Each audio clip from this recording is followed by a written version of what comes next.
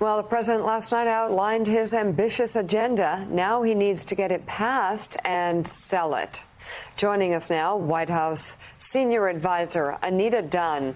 Welcome back to the show, Anita. Great to see you. So what's going to be the strategy to sell this all to the American people? It seems to me that some Republican constituents would appreciate some of these measures as well. Oh, good morning, Mika, and thank you so much for having me on. It's great to be back.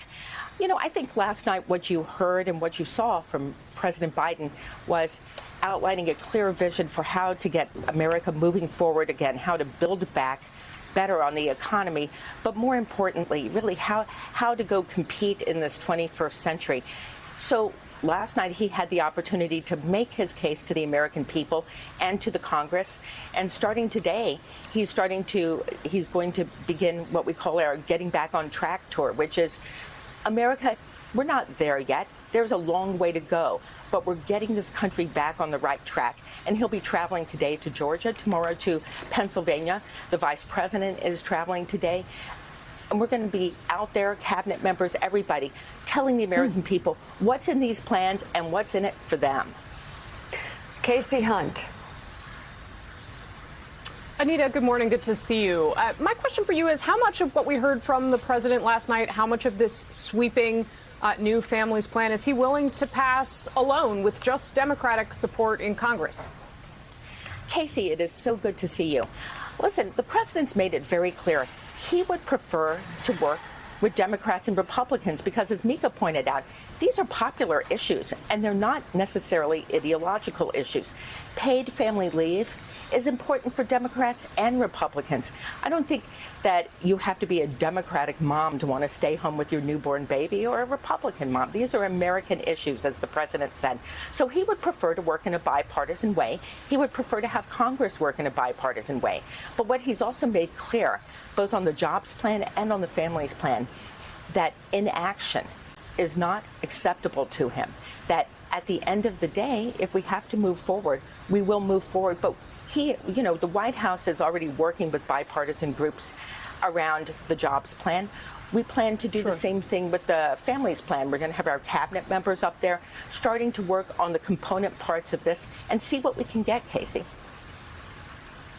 So what about Democrats then? Senator Joe Manchin already voicing some concerns. Your House majority incredibly narrow. Are you confident you can get all Democrats on the same page if that's what you need? You know, it's the beginning of the process. It's not the end of the process. And, you know, obviously the president is a legislator. He knows how to pass bills. So we're going to be talking with Democrats and with Republicans to look for ways we can move this country together, because the one thing that we can't do is just go back to where we were before the pandemic. The president feels strongly this is a moment. It's a moment where we can go and put the necessary things in place to really compete in the 21st century, and that we can't just sit around letting other countries move forward while we stand still. Yamiche, jump in. Good morning, Anita. Thanks for being here. My question is, President Biden put a date on the George Floyd Justice and Policing Act, May 25th. I wonder if there are other deadlines for other pieces of legislation that he talked about yesterday, namely, of course, the American Jobs Plan and the American Families Plan. Is there a date that the White House is looking at, or at least a time frame to say, this is when we're going to make a decision to go it alone, and this is when we want to see this passed by? Hi, good morning, Yamiche.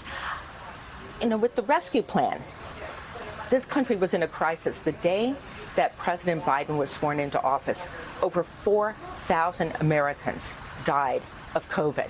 We had the economy shedding hundreds of thousands of jobs. It was a crisis that needed immediate response, and we really could not wait for a long, protracted legislative process. These investments, the American Jobs Plan to create good quality jobs for Americans, the Families Plan, these are investments in our future. So they don't have the same crisis that the rescue plan had, but they're important. And as the president has said, inaction is not an option. We're going to work with Democrats and Republicans. We're going to see how far we can get. So we don't have a firm deadline out there. We're going to wait and see how much real cooperation what kind of good faith negotiations we can get. And so far, we've been encouraged, as the president said last night, by Republicans in the Senate who are engaging with us on infrastructure and other issues, encouraged by the bipartisan support behind the Endless Frontiers Act, which is for research and development, which the president talked about last night. We know that there are Republicans who also support components of these plans, and we're going to work with them and see how far we can get. White House senior advisor Anita Dunn, thank you very much for coming on the show this morning. Great to have you here. Hey, thanks so much for watching our YouTube channel. You can follow up on today's top stories and breaking news, or catch up on your favorite MSNBC shows all in one place. Download the NBC News app today.